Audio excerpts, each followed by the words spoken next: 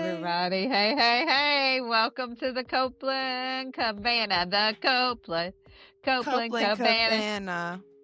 We We live live in in the the south south end end of of Louisville, Louisville, Kentucky, Kentucky, at at the the Coplan Coplan Cabana, Cabana. where Kimmy Kimmy does does all the all the work, work, and we're and just they're here just for here the for this show. show at the At the Coplan Coplan Copland Cabana. Cabana. Cha cha cha.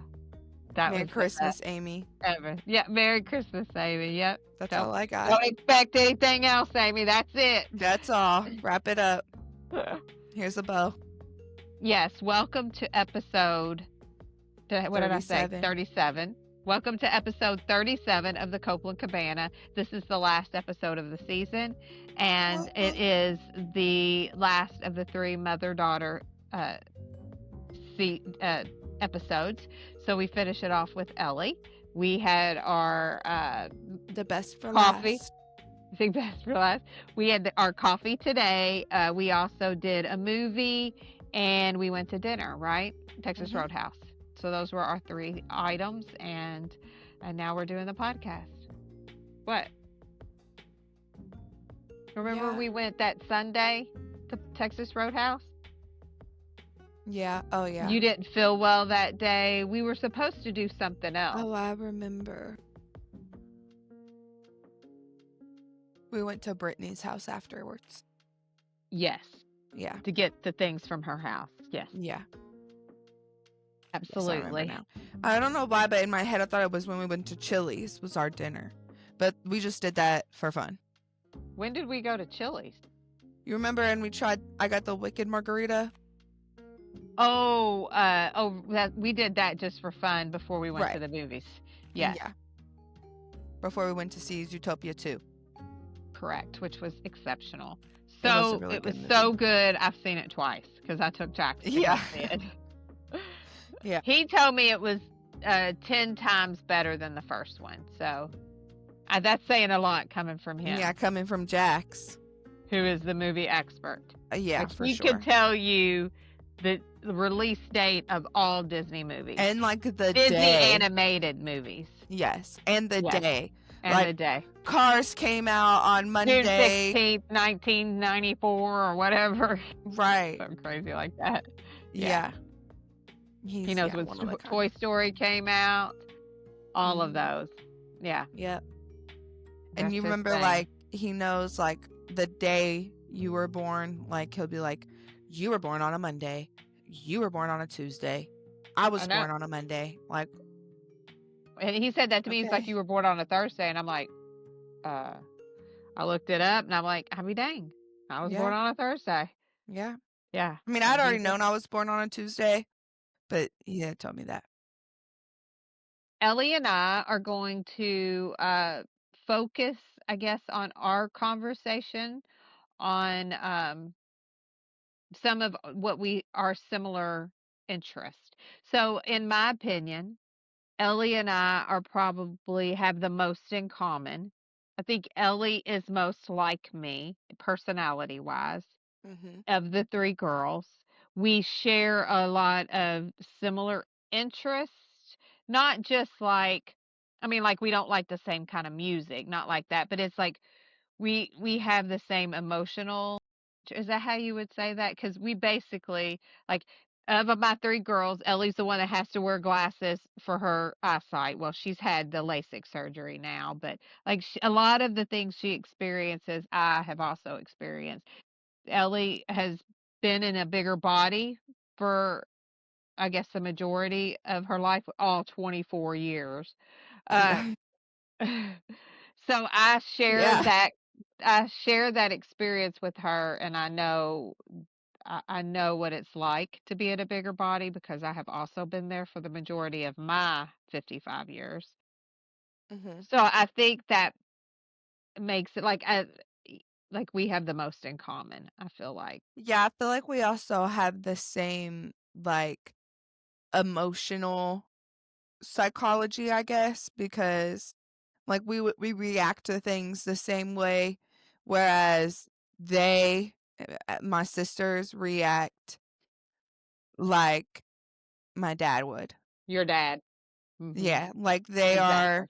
they bring more anger to, like, when they're confronted with a problem or when they Well, communicate, there's a lot I of think animosity and anger in them. I think they just look at it, uh, very bluntly, where Yeah, we get our emotions involved. They do not. yeah, they do not. Yeah. I think we're compassionate and empathetic Much towards more, yeah. others than them people. So we wanted to we've talked about what we were gonna talk about, with the other 2, I asked them series of questions and kinda to create conversation, but Ellie and I share, our weight journey Mhm. together. I mean, and we wanted to be able to share that with our podcasters, our listeners of our podcast. And Ellie and I feel like it's something that we don't talk about when we're together as a group because how did you say it, that it would exclude Anna and It's Lil? not inclusive Right. with Correct. to them, like, they don't share that same. Priority Yeah, of weight.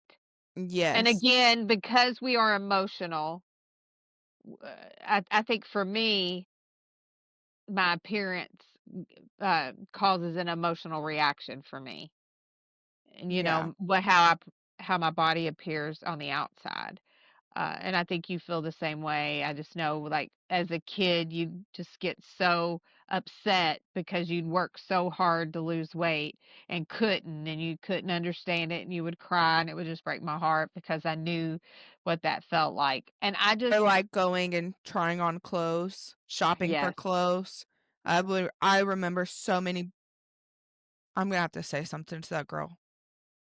yeah, Lil Ellie is in the basement and Lil's playing her video games, and she gets very passionate and loud. I heard it. And she's quiet now, right? Well, yeah, but, she just Do you want me to text? I'll text her. is she gonna read it, though? She Let me might. just go say something real quick. Okay. Uh-oh. First child, first priority. I'm trying to show you and Ellie something so I can go eat my Wingstop. It's from Anna. Good Lord. She's so extra. So when Ellie comes back, so when Ellie comes back, I will continue to say that we are going to focus on our weight loss journey because it is something that we share passionately between the two of us and something we haven't really had a chance to talk about yet as part of the podcast.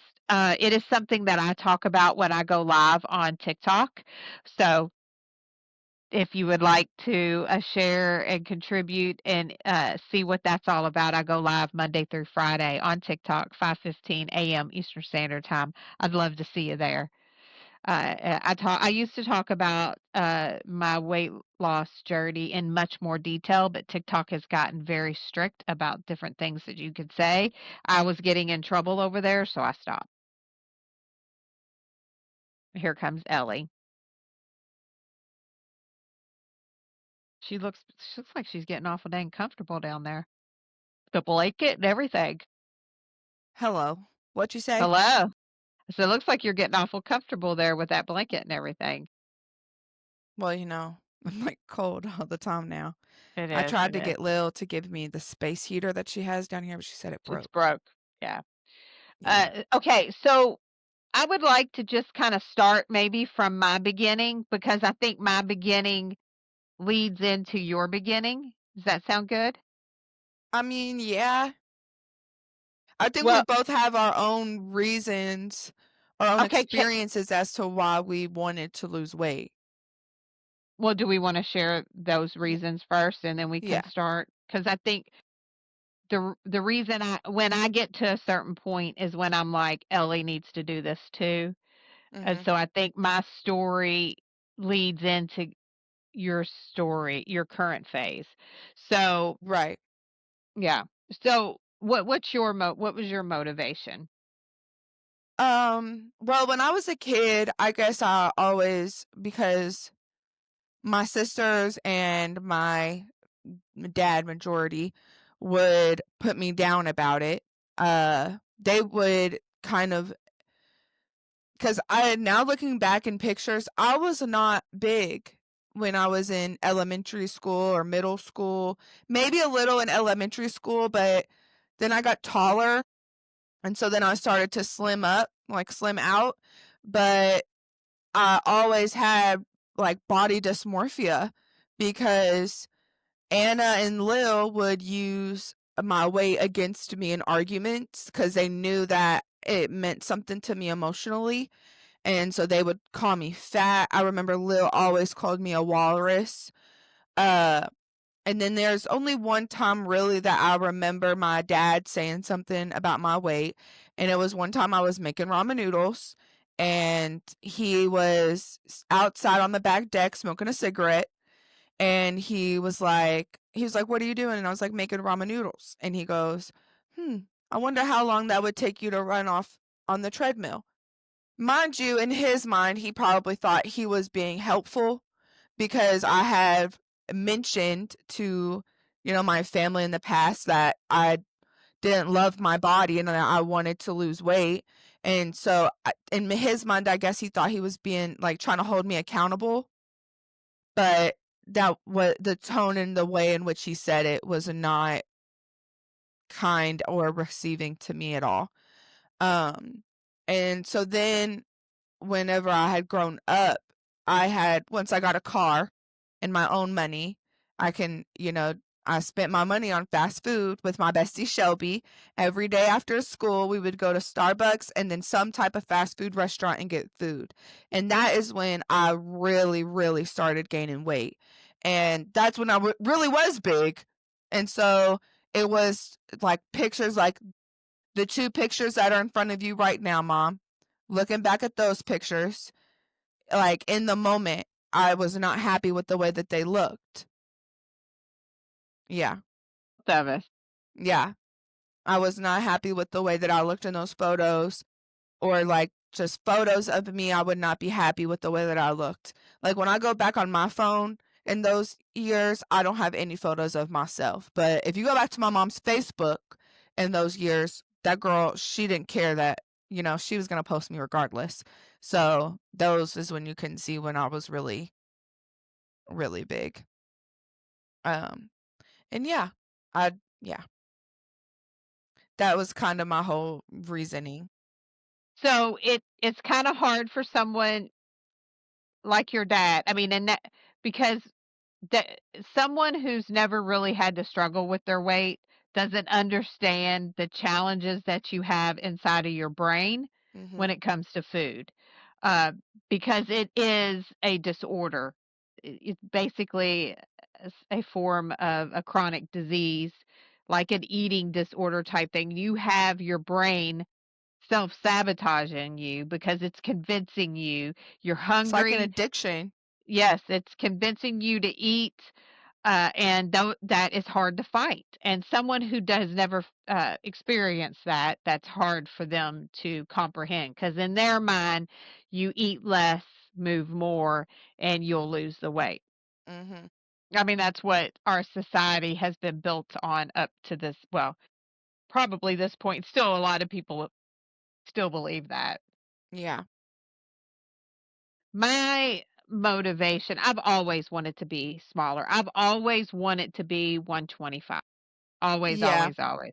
I would also like to mention, not to cut you off, because now that you say that, I do remember because I grew up with my cousin Kaylee. Shout out Kaylee, love you, girl. This ain't nothing personal against you.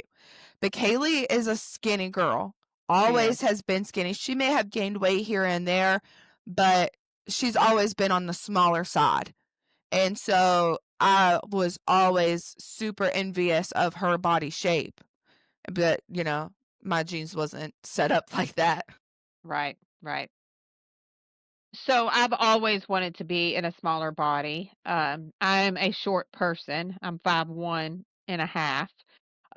So I I Okay, always half. wanted, I know, don't you forget about her. Um, so I always wanted to be in a smaller body. I've never really been. I don't even remember the last time I was 125.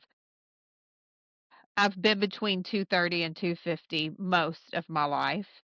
Um, so I can't I've always wanted to be thinner. Okay, so that motivation's always been there. And it started when I was in middle school. My mom put me on a diet. She gave me a spiral notebook, told me to write everything down that I ate, and then gave me the book to find the calories because back then you didn't have calories that came on the back of packages. You had to look it up in a book. And then I began tracking my calories back then. So it began early for me. So there wasn't a real motivation except for the fact that I was being told to do it, okay? But I would say when my real kind of motivation and kind of came about when I was married. You know, I was married in an unfaithful relationship, and that he was unfaithful a lot of times. And there was a big part of me that felt it was because of the way that I looked, and that was the reason that he was cheating on me. Mhm. And I even remember one time standing in people don't know how powerful their words are. Just like how you remember him telling you that about the ramen, I remember like it was yesterday, which doesn't say a lot since I'm in menopause and forget everything. But this I don't forget. I was standing in the kitchen at our IRIC house and he was getting ready to leave me and because he had met some girl in Owensboro, and uh, he basically told me that it was because she had a better body than I did. And I remember saying, "How do you know that she's not going to look like me after she's had a couple of kids?" And he said, "I don't, but I know she doesn't look that way now." So little conversations can stick with you and change who you are and how you feel about yourself.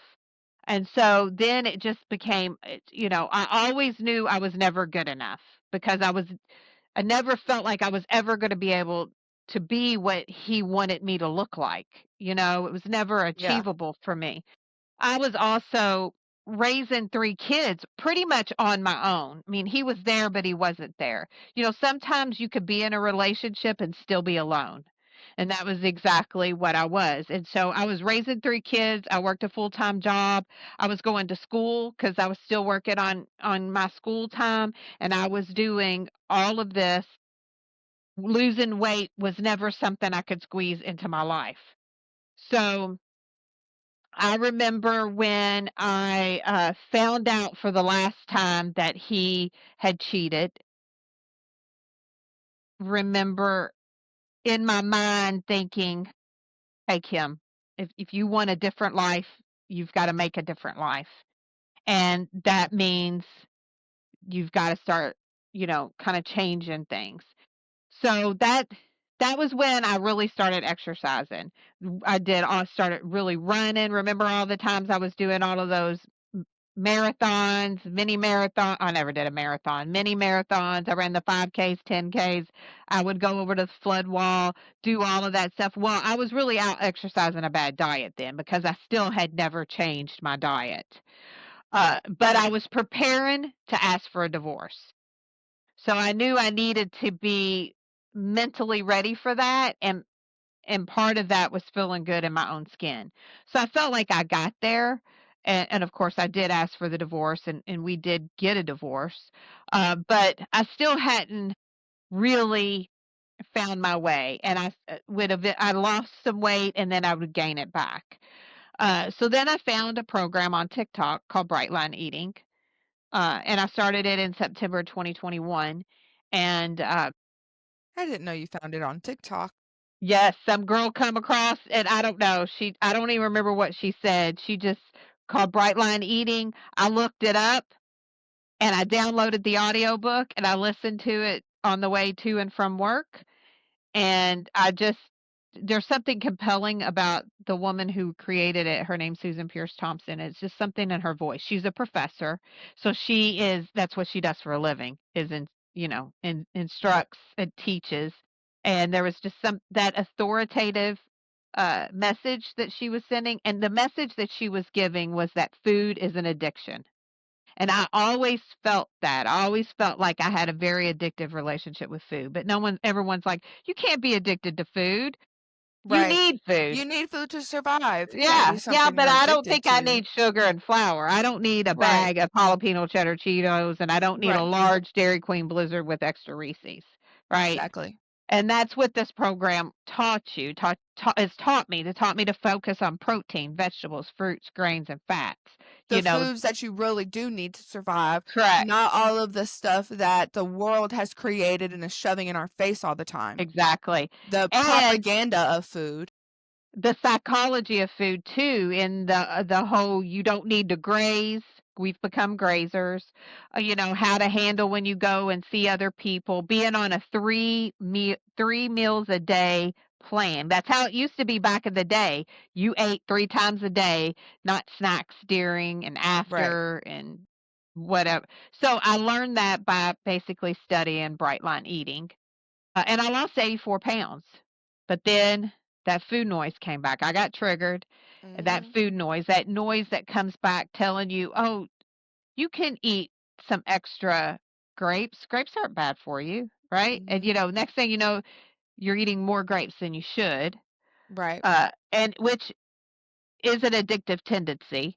You're convincing yourself to do something that you know you shouldn't, or grabbing an extra handful of cashews. Cashews aren't bad for you. They are high in fat, but you can also overeat on them because in the end, it is calories in versus calories out. That Yeah. science is true. Right. Uh, that's when, so a friend of mine was taking a GLP-1, and I inquired to learn more about it. I had been hearing about it because everybody's talking about Ozempic face and all of that kind of stuff. But, only knew the negative things that you were hearing on the news about how bad it was and no one should do it, blah, all of that negativity. Right. So I just decided to do my own research. So my friend hooked me up with a telehealth nurse that I reached out to, and she helped me get the medication, because at that time my BMI was a 42. I weighed 239 on a Mhm. 5'1.5" body creates a 42 BMI, which is a level 3 obesity. So I definitely I qualified don't even for it. know what mine was. Yeah.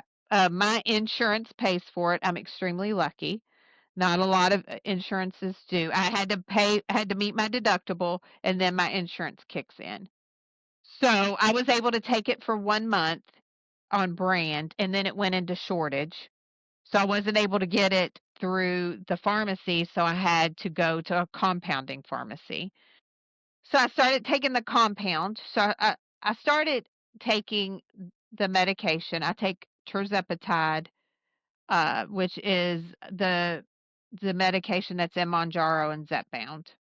So I took the name brand Zepbound for 1 month and then transitioned to compound tirzepatide, which is in the vials with the syringe that I pull up into the syringe. And I pretty much took that for 10 months, 11 I was months. about to say, wasn't it like a year?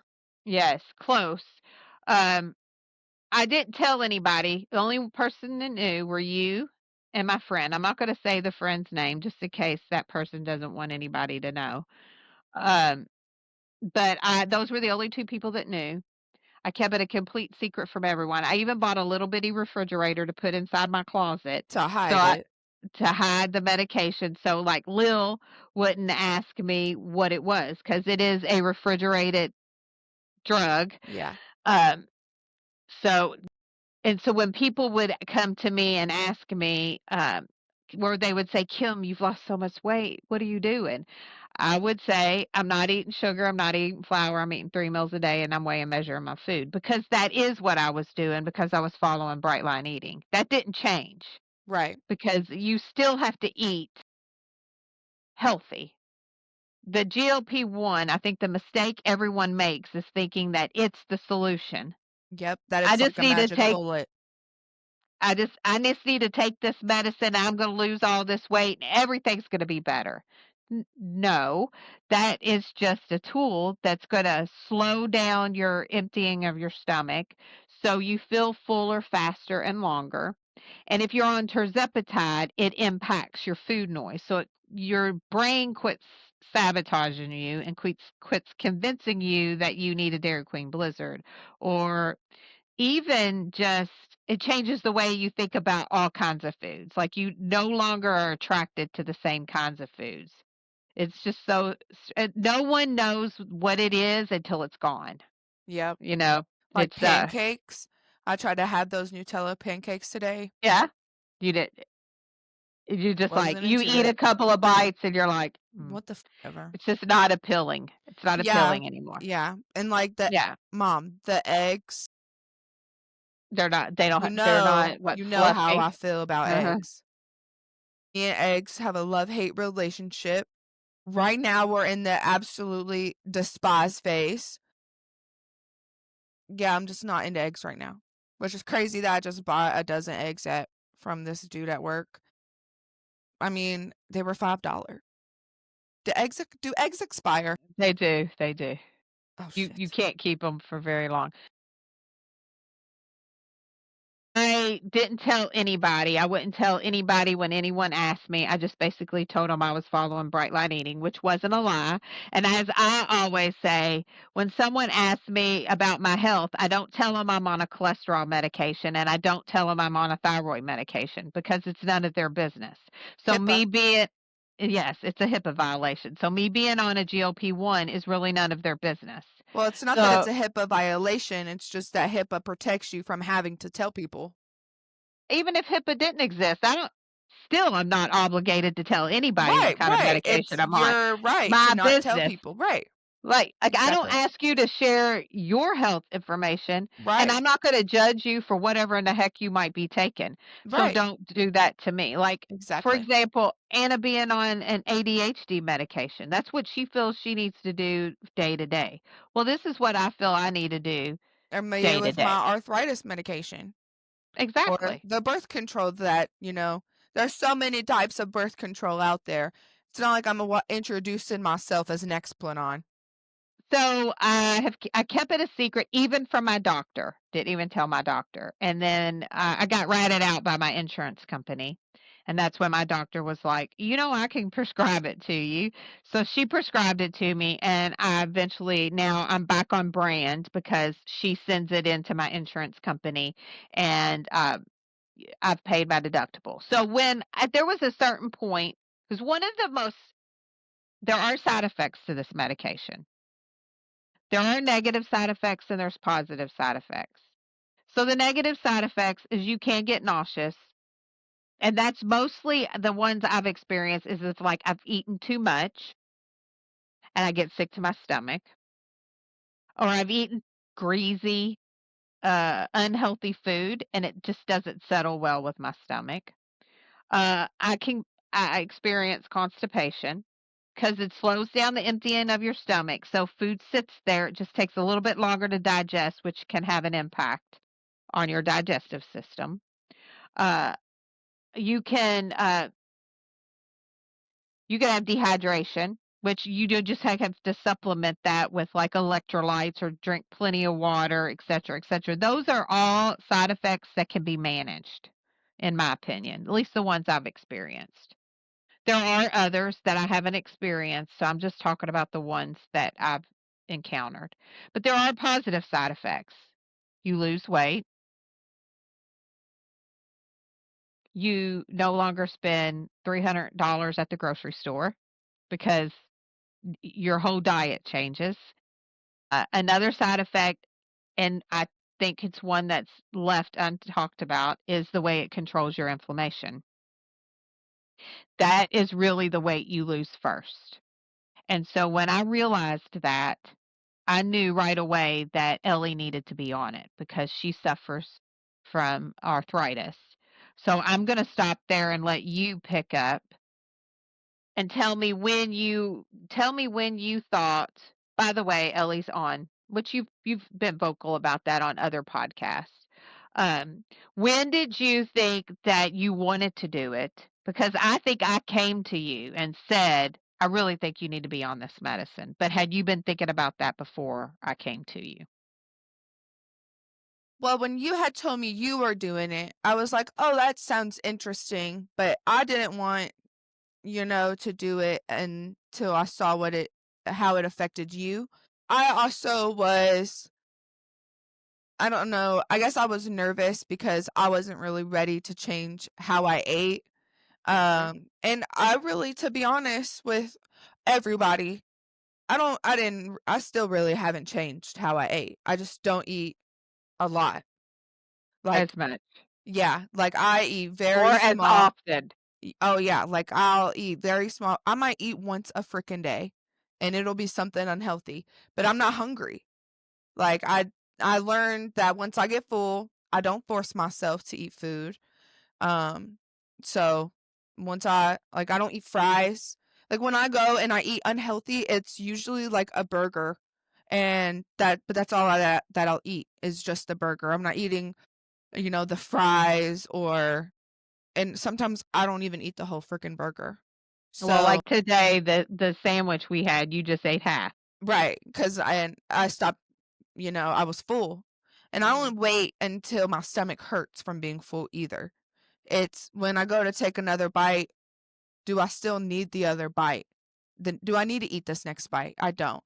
And because I get full faster, I eat leftovers more. I used to be allergic to leftovers, but I've grown out of that. So now I eat a lot, mostly leftovers. Um, Mhm.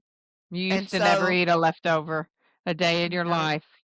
It's nope. against your Now that's all religion. that I eat. Mhm. Mhm. And that makes like going out to eat more worth it to me. Even more worth it than it was before because now to most people, their, let's just say, a $20 meal from Texas Roadhouse, that's their one meal that they're going to eat. And then let's say they have that for lunch. They're going to be hungry later and they ate all of that. So now they're either cooking at home or going out and buying something else. Whereas for me, I can if I don't eat all of my lunch, now I have whatever's left for dinner. Or because I don't like breakfast like we've discussed with my eggs, and I guess I don't like pancakes now either. I like to eat lunch and dinner for breakfast. I don't like breakfast foods. I'm not a breakfast girly. Like, no. So I will have steak for breakfast and I don't care. And that's just the best thing My, about adulting. my eating out, like, especially if I go somewhere and I get, like, a huge salad, Yep. that's 3 meals for me. Yeah. It's Mhm. what the meal I'm eating right then, and then probably lunch the next day and dinner. Yes. So you said you wanted to wait to see how I responded, and you really wasn't ready. So then tell me Yes. when that switch happened for you. Well, at some point, I was just like, because I don't know if this is something, I live on my own. My mom makes more money than me. And because I can't afford it on my own and my insurance did not cover it. We had tried to do that way, and my insurance doesn't cover it without doing step therapy. And the first step in that therapy is a medication called phentermine, which my doctor does not Wasn't a fan cover. of. Yeah, not that she Wasn't a doesn't fan. cover it, she does not prescribe it to people. She said, "I've never prescribed it to anybody and never will." Well, but So and the reason to take that isn't the reason you needed to be on this. I mean, you need to control your inflammation. To right. me, I think you should go to your rheumatologist because I think you can make a case for her prescribing it to you and maybe getting your insurance to cover it. But anyway, uh, so I went with you to that doctor's appointment, Yes. and uh, when we found out your insurance wasn't going to cover it. I said to you, let's just get compound. So they prescribed you with tirzepatide, Zepbound, which would be better for you. I really think you'd Yeah. really excel on that one. But because I was going to have to pay for it, we needed to go down to the semaglutide because It's not as expensive as Mhm. the tirzepatide, so the Yep. difference between the 2 is the GIP. So they're both GLP-1s, which slows the emptying of the stomach. The GIP, which is what tirzepatide has, is the controlling of the food noise. But I think Sema has that in there. It's just not as R strong because I Right. still think about food. But I like that because I'm able to set myself up for the future in case, you never know how your You're finances are right. gonna go, and so there may come a time where you can't afford it anymore, and I may not be able to afford it still, so I would have to, be ready to come off of it, and so being able to tell myself no, uh, Yeah. is a skill that I'm trying to acquire, Right. um and because I wouldn't say that I've mastered it by any means. And then also what I would like to talk about next is how you kept it a secret and how you're not keeping it a secret anymore. Okay, okay. Uh, whenever she presented it to me that I was going to be on it, and I knew she was keeping it a secret from everyone else. Like it was just me and her friend who knew about it. Well, okay, so I'd known that you were keeping it a secret, and then when you had came to me and told me you wanted me to be on it, I had known that I wasn't gonna keep it a secret. I'm not I'm honest about, things with people, and it makes me uncomfortable to have to come up with a lie, or not really a lie, but a way around the truth, and I don't like doing that. Um, I like I'm on a GLP-1, and what about it? Like, No, I'm very much so this is where we're different, because I'm very much so, like, and I feel like now that I've grown up a bit, I'm not gonna say that I never cared about what people think, and I would say I still do in a way, but I'm also very much I'm learning to be more, confident in who I am and how I live my life. I think, gardening has made me that way, because I don't care that it is quote unquote illegal, and I don't care that a lot of people, shame on it, think a certain way think about it, yeah. down on it, I don't care, you know? So I just kinda want to indicate, I think, why I come from not telling people, and it's because, I've always had to keep secrets. Mhm, My mother was also a gardener, mhm, and in those days, in the '70s and '80s, it was really looked down upon, yeah. and I was 'Cause isn't always that when told the that, war on drugs started? "Yes, this is your brain on drugs," and it was like a fried egg type thing. Yeah, Yes. So I was always told that if I ever said anything to anybody that my dad would take me away from her, and, as a young child, that's not what I wanted. right. So I definitely kept that a secret. I was a secret keeper. I always say that I'm the real secret keeper, and that's where uh Rawlings wrote she was writing about me when she wrote about that in J.K. Harry Potter. Rowling? Yeah. Uh so and then I kept the secret of, being in an unfaithful marriage where, my at then time husband was having multiple affairs, and I would know about it but didn't do anything about it. I would choose not to tell anybody because I knew that I would take him back, and I needed to be able to keep the peace, and in order to do that, I kept it a secret. So, me keeping a secret wasn't hard for me, and I was used to being able to make up something that sounded very plausible to cover up things because I'd been doing it all my life. Yeah, So, you didn't have to do that, so that's why that was harder for you, and yeah. So I just kinda yeah, wanted to explain yeah, myself a little bit and how it was easier for me. Alright. yeah. And I mean, it's not to say that I couldn't have lied to people and just been like, "Yeah, I'm in the gym," or But you "I've been wouldn't been as watching what I comfortable eat." about it. Right, it wouldn't have felt morally right to me. It would have made me uncomfortable. Not that I would have kept the secret like you did, because I would have told my friends or, the people that I was closest with. It was more like people at work. But I've, There really. are just a few people that I really don't wanna tell. One person I don't wanna tell, and then there's a couple of other people that I just don't wanna have the conversation with because I don't wanna hear them judge me. I don't want them to pass judgment on me. I don't wanna have to defend myself to them. I wanna avoid it at all Mhm, costs. But I will tell you that once you got on it, and I knew that you were gonna hold back for as long as you could of telling people, you being more vocal about it until I was ready, I think that kicked me in gear.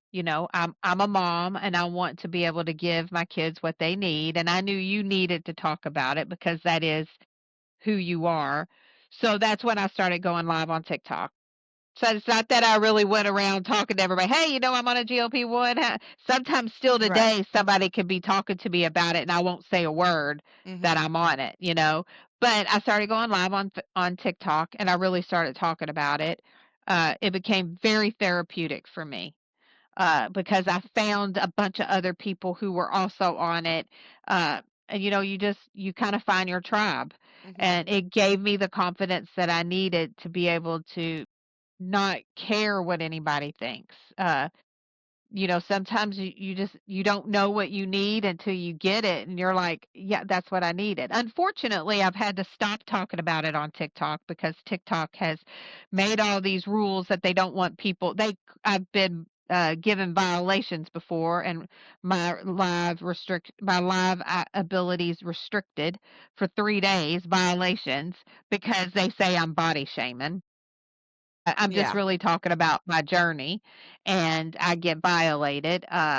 You have to go in code, can't say the words, or some people seem to be able to talk about it all they want, never get in trouble. And then there's someone like me that's really just on there to talk about my journey, uh, and not trying to be harmful in any way, and I get violations. It's very unfair, but, right, that's why I made the decision to stop talking about it over there for other reasons, but, I'm very thankful that you kind of helped me open that up for myself. I mhm, had said, "Ellie, let's just go compound. mhm, We don't have to get anybody's permission, you don't have to have some insurance company tell you to do it.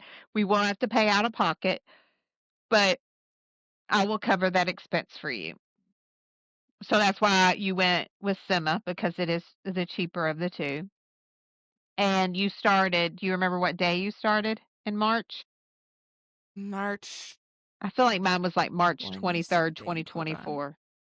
I have it saved in my little, weight loss app. So when I started my journey on Bright Line Eating in September 2021, I was 239. Friday, March 21st, I Okay. was 238 pounds. Okay, so we were about the same. Or no, 230.8, sorry. So I started in September the 12th, 2021, and I was 239. That's when I was just doing Bright Line Eating, and I lost 84 pounds, uh, I would say within a year. And then after I got back from Hawaii, so it was October 2022, that's kind of when I was triggered and I gained 25 pounds back. But it took me like a year to really gain that 25 pounds back. But I was like spiraling out of control over that year. And so then when it got into the beginning of um, 2024, I knew I had to do something. Kim, you can't keep. I knew I was going all the way back to 239, if not bigger. You know Mhm, when it's happening, right? And so then I started the GLP-1 on March 23rd, 2024. So it'll be 2 years this coming March. And I am now 130. Well, I'm between 133 and 135 is where I sit. So I still haven't reached my 125 goal. I have a lot of extra skin. Being in a bigger body, I had 3 kids that I didn't do what I needed to do to bring my body back to shape. So I have my skin's stretched out. I always carry my weight in my thighs, So I have a lot of extra skin in my thighs and in my stomach. So I don't know that I'll ever get to 125. I could be at my maintenance. I've been at this weight since June. So I've been maintaining. I would love to see that number on the scale. I've never reached a weight goal. It's not something I've ever attained. Like, I've done so many amazing things in my life, so many accomplishments that so many people can't do, you Yeah. know? But reaching a goal weight is one of those I always fail at. So that's why I just wanna be there for 5 minutes, long enough to cry and take a picture. Like, enjoy that goal, Mhm. it's you That moment. work your entire life to attain something and just always kind of not quite there, and I'm just still not quite there. Even eating right and taking a GLP-1, I still can't get to the finish And do line. exercise. And I'm not like I was when I was out exercising a bad diet. I'm a No, but weekend warrior. I yeah, hike on the weekends. I don't really do a damn thing you during get the week. more movement than most people. I do. I could do better, but I also don't have enough time. I've got a lot to do. I have a lot more. I've got a lot planned for myself, so I try to squeeze it in when I can. Uh, so, I still am not there. As proud as I am, I could not lose another pound and still be very, very proud of myself. But there's also that little bit part of me that still feels like I haven't completely succeeded because I still am not 125. Because that girl that was 239 or even 250, I've been over 250 before. She wanted to be 125, and I still want to be that. So tell us about your goal and when you were 230 and you started taking this medication, what was like your I want to be this, I hope to be this, kind of tell us about it a little bit. So for me, I never had a number. Like you have a number you want to see on the scale. I don't really, I still don't have that. I mean, now I've kind of gotten because so many people have asked me that I feel like I've had to pick a number, but I never really had a number. Like that, getting a number on the scale was never the reason why I started. The reason why I started was to live a better daily life. My arthritis. Correct. All right, what's wrong? Are you gonna cry? No, No. my arthritis affects my day every single day. It affects my life in ways that people will never know, in ways that I cannot express to people. Like the way that the pain that I experience, no one understands. Like I can't describe it to people. I could sit on the couch, just sitting here. I mean, I'm not going through anything right now. No joint is triggered right now. But they randomly trigger. I could be laying in my bed and it feels like someone is dropping a piano on my kneecap. Or it feels like someone is twisting my spine like you do a wet towel. Like I nobody understands that. Nobody gets that. And so for me, it wasn't ever about a number on the scale. It was just being about waking up in the morning and then going to sleep at night without having pain. That's all I really wanted.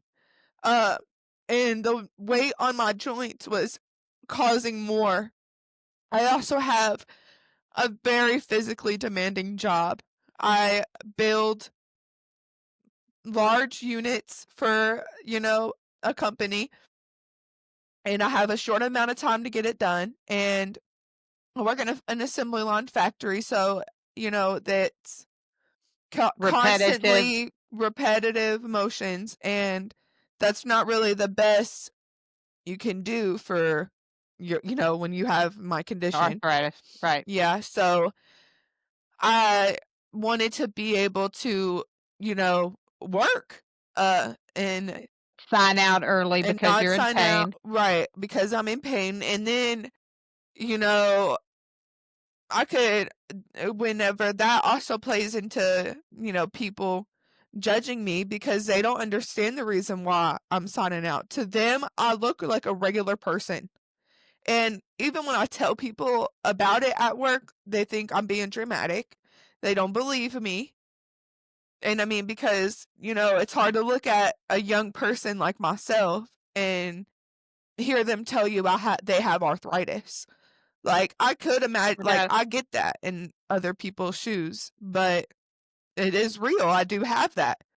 And so, and because I don't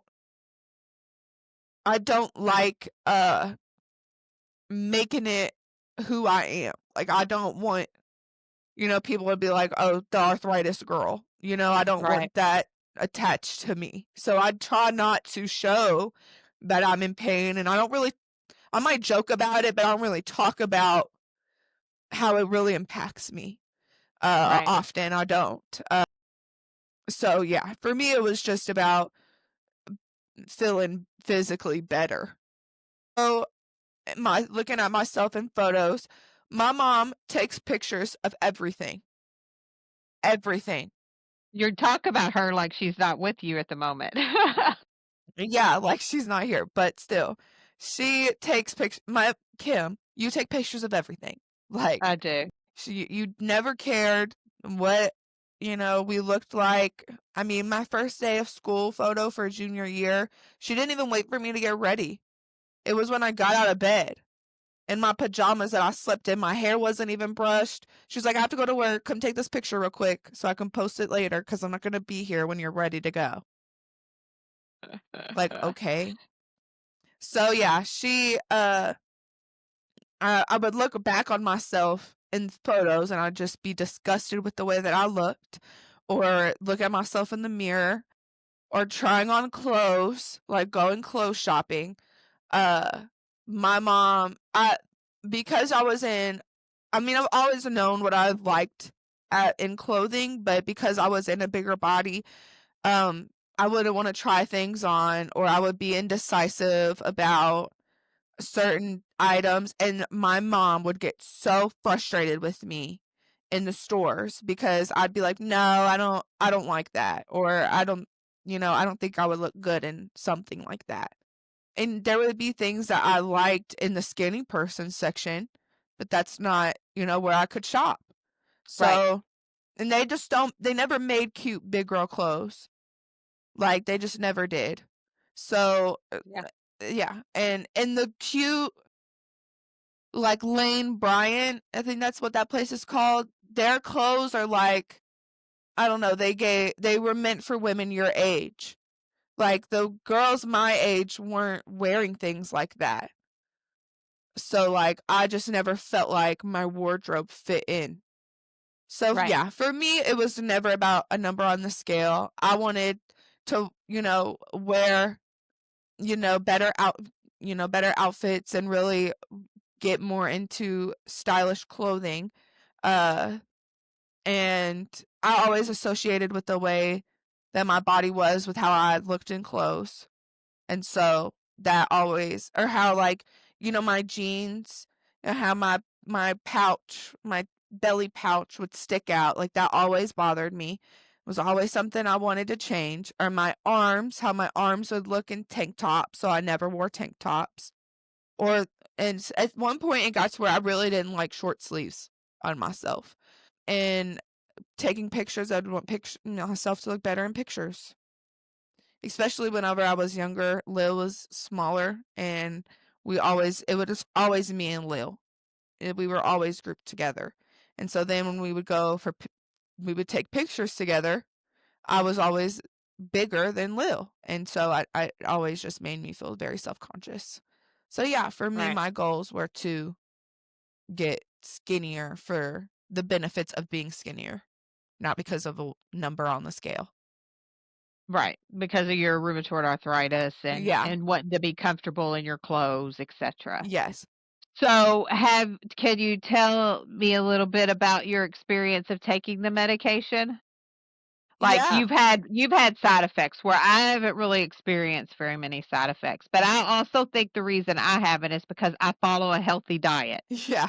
right? Light And eating. you I don't drink water, I drink water. you had healthy habits set in place before you Yes, started, and I whereas think I that is did not. key, and you still don't.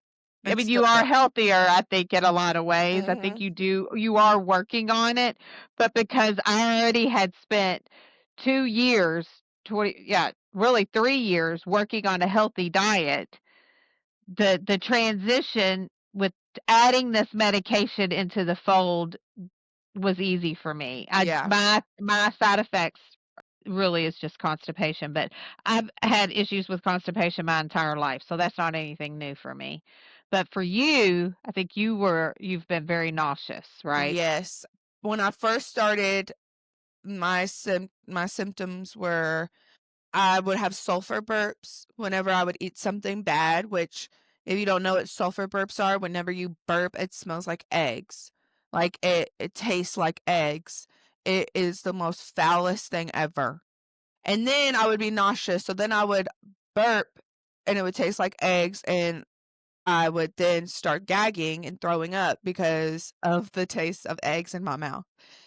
Uh and then also the nauseousness would come by itself, and I would throw up a lot.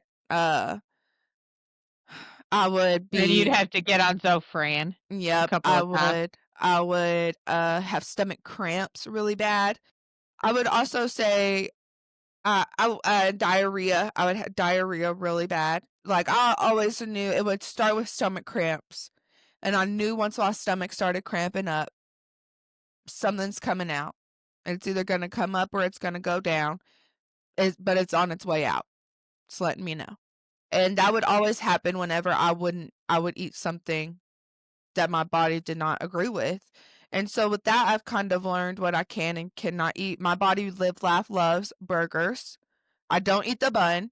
There's some buns that I can tolerate, like there's some bread that I can eat if I don't eat a lot of it, but uh it for the most part doesn't affect me that bad. And chicken nuggets I can eat.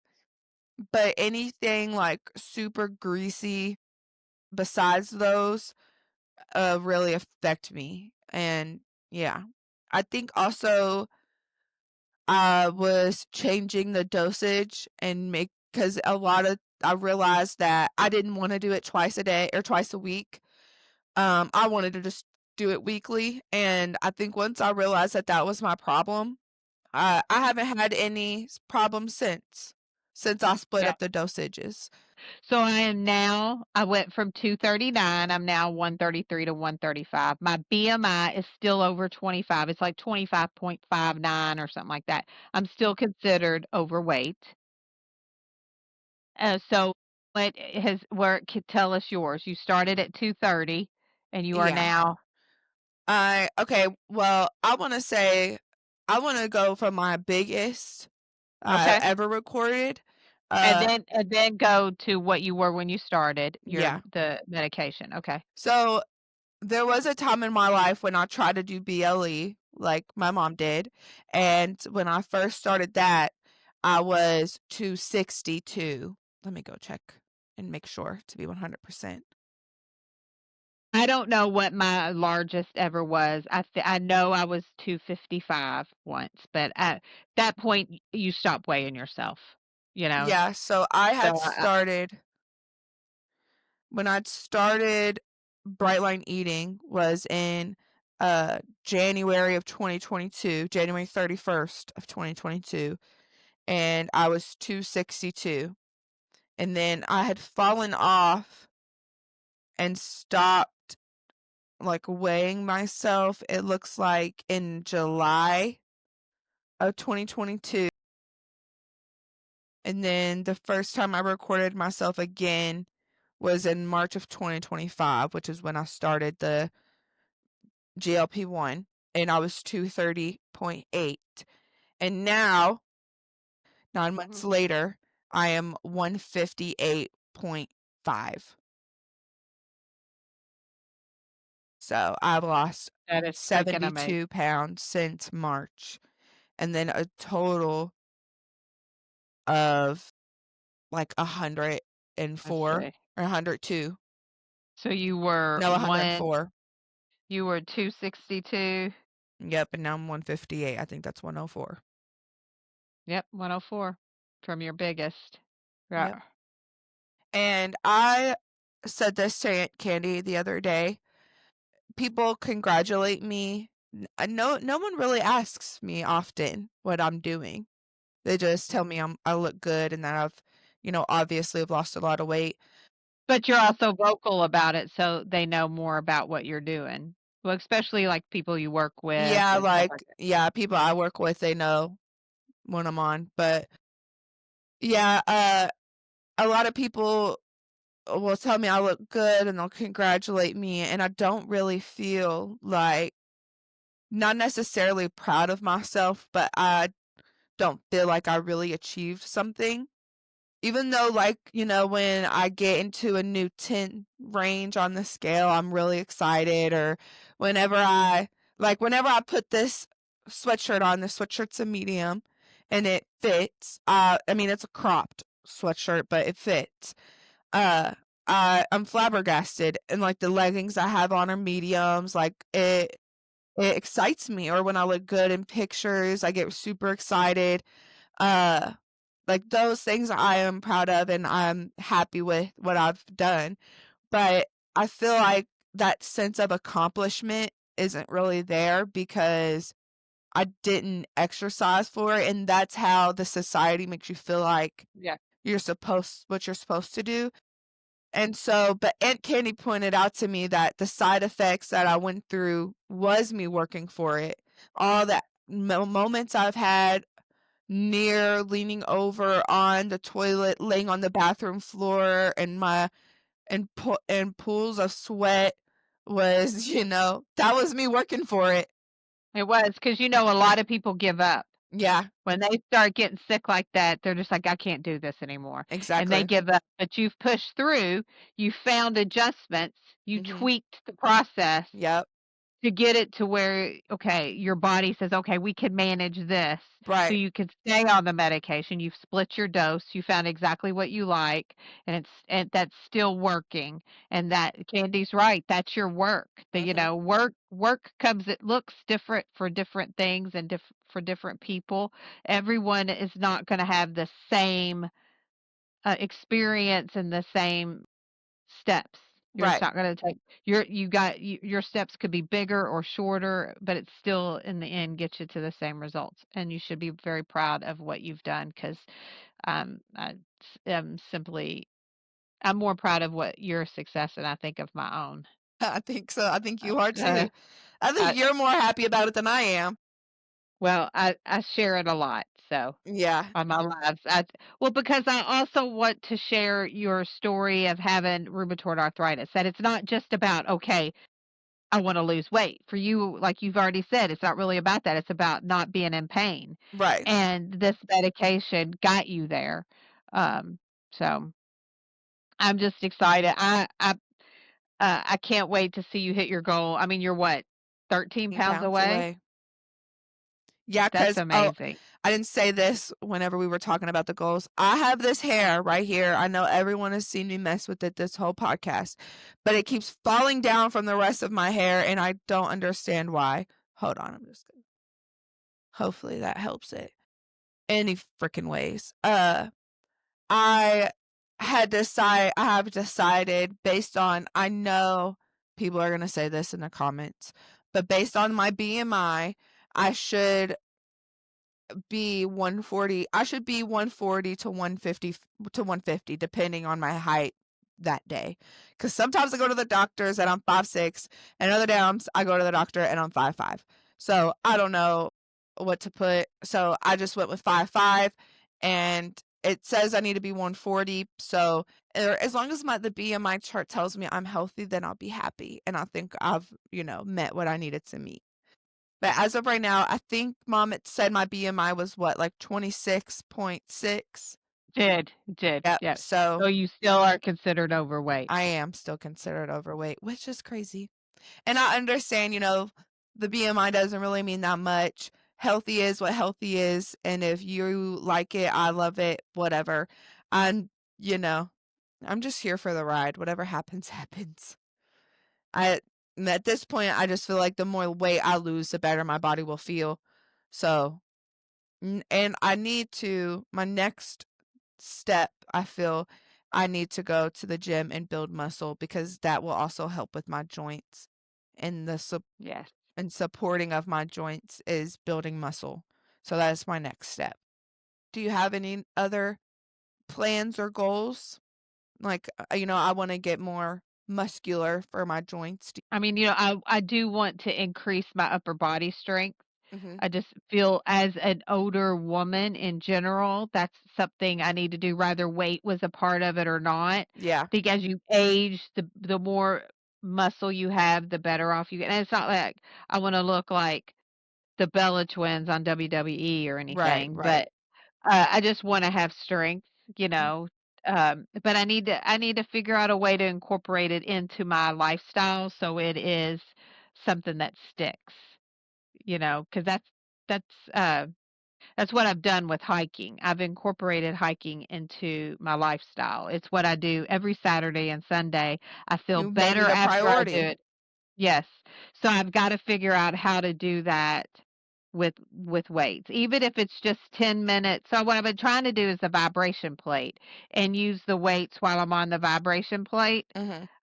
So that's but I need to get very consistent on the vibration plate. Like, I'd love to do that 3 times a week during the week and then do the hiking on the weekends. So Yeah. that's my goal. I know I need to do that. That's not something I'm currently doing, but yeah, it's a goal of mine.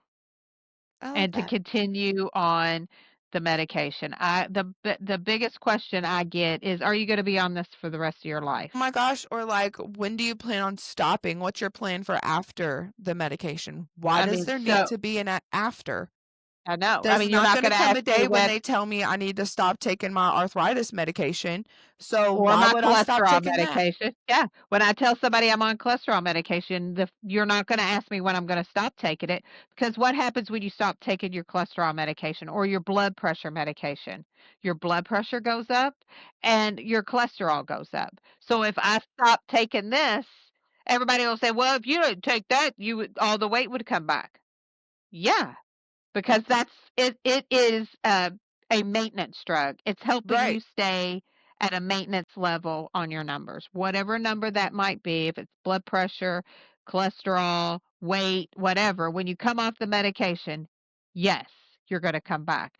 So that tells you that you need to be on it for the rest of your life. right.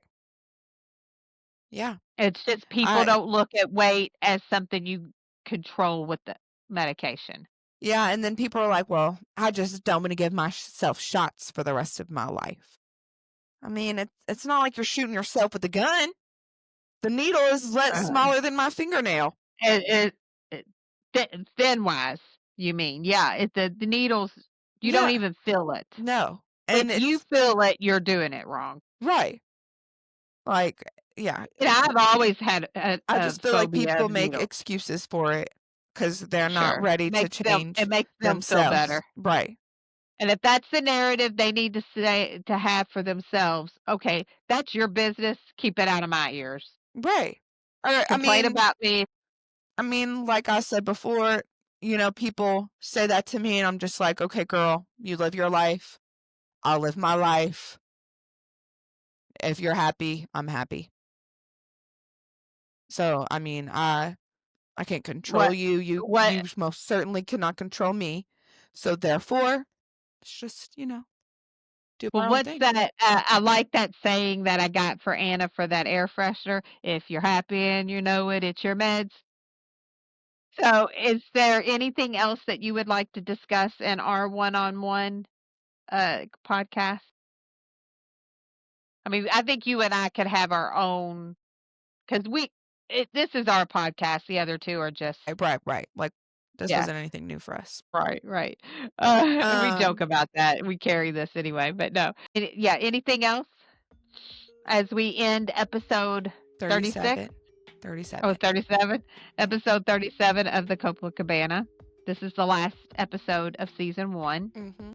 We will take a 2-week break, even though our viewers will not see a break because I have 2 episodes waiting to be edited. So I will continue to do that and I will post them so there will be no break in new episodes. So So when then we start, whenever we start back up, we'll be caught up. yes. exactly. So right now it's because I took a break and didn't do any editing when we went to Texas for the funeral. And I think there was another time too. I was You went no, I to don't know. Georgia for That's right, work. with work. Yeah, So that's how I got 2 weeks behind. So really, I've already taken my break, you and did. so You've had I your break. did. I've had my break, yeah. But I'm also on vacation for the next. I mean, it's not 2 complete weeks, but so I'll have time to edit. I may post earlier than Sundays too. So like well, maybe not next Wednesday because next Wednesday will be in Georgia, but um I can get them up earlier. I know Christmas Cannot is here. believe that it's freaking Christmas. Like, I'm so overwhelmed with everything that I need to do. well, we're gonna fix all of that after this. Yeah. Okay, We're gonna well, get let's you go ahead together, and jump girl. off here because I need to get these dogs fed, and then we Yeah, can you get need to to feed going. my babies. Look at this Yeah. girl. Oh, yeah, she's withering away there. She is. So, thank you for tuning in. So first, thank you to all of our listeners. I know every week I know we at least Yes. have 11 people that listen. I'm not quite sure who it all is. I know it's John, and I know it's Sabrina, And and we Amy, know it's hey Amy Amy. She's girl. our number 1 fan. I don't know who the rest of you are, but I thank you from the bottom of my heart for kind of making this little dream I have a reality. Um, yeah, I want to expand my knowledge and to make this process easier for me and just better in general and incorporate all the little bells and whistles. I want to go to a conference. I want to go to a podcast conference. I want this to be even more than what it is. Hopefully my kids will stick around long enough for, us to be able to go to the front of the restroom line because Well, we're you going to know be I will. These other podcast two are famous. hanging on by a thread. I know, I know. So thanks everyone for tuning in to the Coplan Cabana. We live in the south end of Louisville, Kentucky, at the Coplan Cabana, where Kimmy does all the work and they're just here for the show. At the Coplan Cabana. Cha cha cha. Thank you, everyone, and I look forward to January 2026 for the start of season 2 of the Copland Cabana. And we'll podcast you later. See ya, see ya.